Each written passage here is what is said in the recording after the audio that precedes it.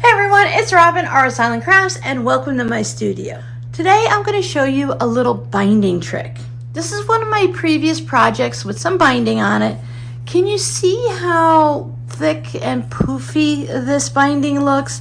It doesn't sit even with the project or the quilt. It kind of has this little bit of a, I don't want to use the word lumpy, but kind of a little bit of an uphill bit to the binding when you're looking at it. This is the project that I'm going to show you in the video, and when you look at this binding, I'm not sure if you could see just how flat it sits. There's no big hump to it. It's nice and thin and even, and it just lays nicely with the quilt. Previously, I've seen this tip maybe once or twice in another video that I've watched on YouTube. I went ahead and tried it on the first spooky quilt that I made. This is my second 100 Halloween fabric, no duplicates, spooky mini wall hanging. If you're interested, you can check out my Etsy shop to see if it's still there, if it hasn't already found its new home. But I wanted to share it with you guys because we all are in this together with the struggle of trying to get everything to look the way we want it to do, for things to lay nice and flat and even. I don't know about you, but I have struggled many times trying to get the binding to come back over. And in this instance, it's on the front of the quilt to come over that actual stitching line. No matter what size I do my binding, it's just something that just gives me just a slight amount of trouble every once in a while. And so far, I've done it twice and I've had no problems whatsoever.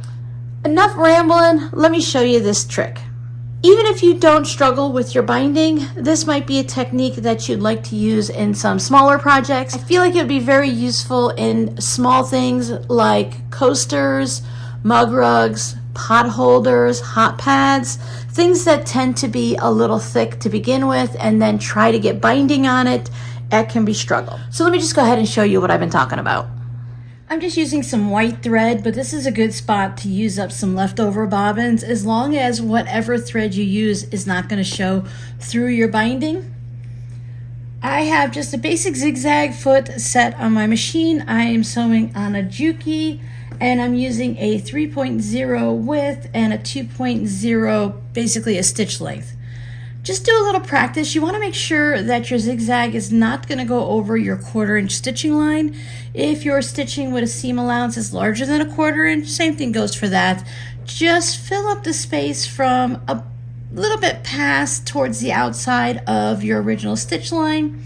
And if you go over the side of the quilt, it's fine. I just want to make sure that I'm stitching somewhere between the stitching line and the outside of my quilt.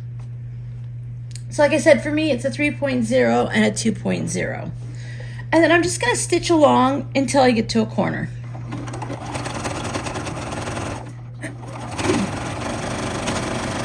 Just paying attention that I don't cross over that line because we want to be able to fold our binding over. When I get to the corner, I just keep stitching right up to the corner. And when I get close to the stitching, I'll just back stitch and cut my thread. I'm not gonna stitch over the corner or anything like that because I still want to be able to miter that corner and not have any issues. Then I can just pick back up here and go down the next side. Get back to the corner. I'll just move this little flap out of the way so I can see what I'm doing. You don't have to get super tight. You can stop a whole inch away from the corner if you want.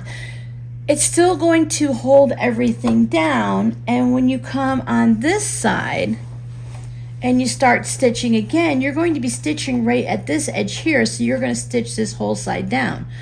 So as long as you get pretty close, this little red line right there, I don't know if you can see it. That little red line right there is where I stopped at 1/4 inch from the edge to do my little diagonal sewing off for my binding, and I stopped just shy of that line. So there's not going to be very much 1/4 inch tops that is not stitched on. And again, I started about, well, I will start about here and stitch down this side. So you can see there where I started, just about in that area. I'll just keep continuing around until I get back to where I started.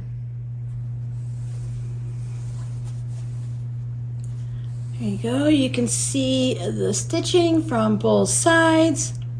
Now what the zigzag stitching does is it compresses this section of your seam allowance from your binding.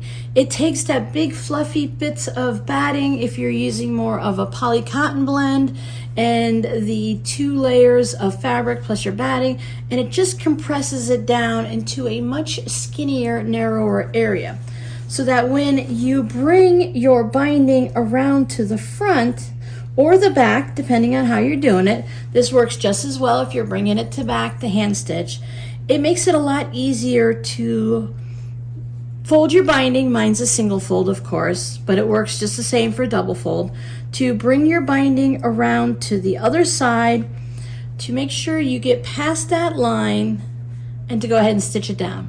Sometimes if you are just really close to that line and you're just struggling to keep your binding past it, you can go ahead and use this technique, and that allows you to use that narrower binding. So if you're someone who likes to have a very narrow binding, give this technique a try. And I'm just looking for a spot that doesn't have threads everywhere. Give this technique a try. Try it out on a little mug rug or a pot holder or a mini quilt to see if you like it before you try to do it on a king size quilt. That's a lot of stitching.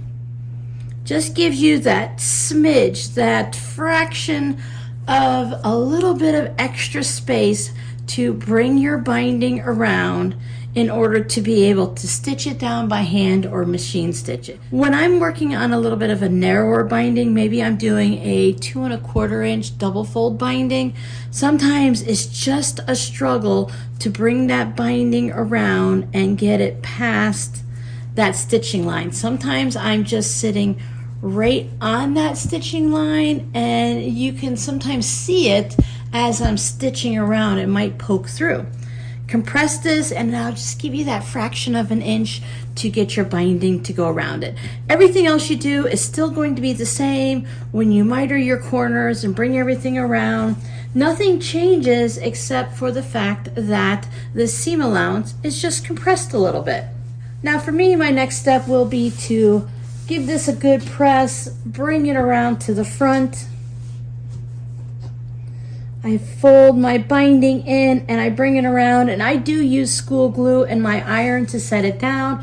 I'll go ahead and leave you a link to my single fold binding and my other binding techniques down below in the description box. I hope you give this quick technique a try. If you tell me, hey Robin, that's a lot of extra thread that I'm wasting, you don't need to have a good quality, expensive thread. Of course, your thread needs to work in your machine and your machine needs to like it, but you can use something that's at the end of a spool. You can use 12 different colors of thread in here, as long as it's not going to show through your binding when you do your last bit of stitching.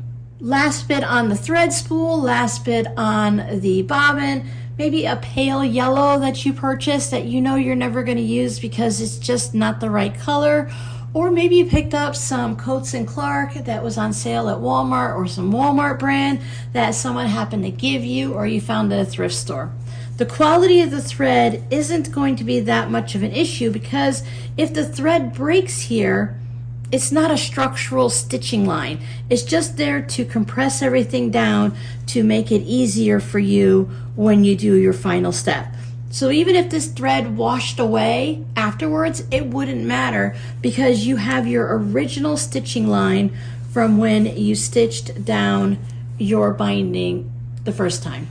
Maybe someone picked up a large cone of serger thread for you that you don't really like to use. Maybe you don't like to use the big cones. You can go ahead and wind it on 2 bobbins, put a bobbin in the top and a bobbin in the bottom, and everything should still work out fine. I use a bobbin in the top all the time.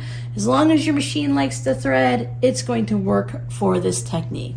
So thank you guys so much for hanging out with me. I hope this is helpful for you. Your scrappy word for today is binding. Let me know down below in the comments, what size binding do you use? In the past, I have used 2.5 inch binding when I did the double fold. I have not used double fold binding in quite a long time. For my single fold, I do use 1.5 inches. But I think knowing this technique and the practice I've had doing binding over the last few years, if I were to do it on a large quilt, I think I'll go ahead and drop down to 2 1/4, because using this technique is definitely makes it easier to bring the binding around to the front. I'll see you guys in the next video. Bye.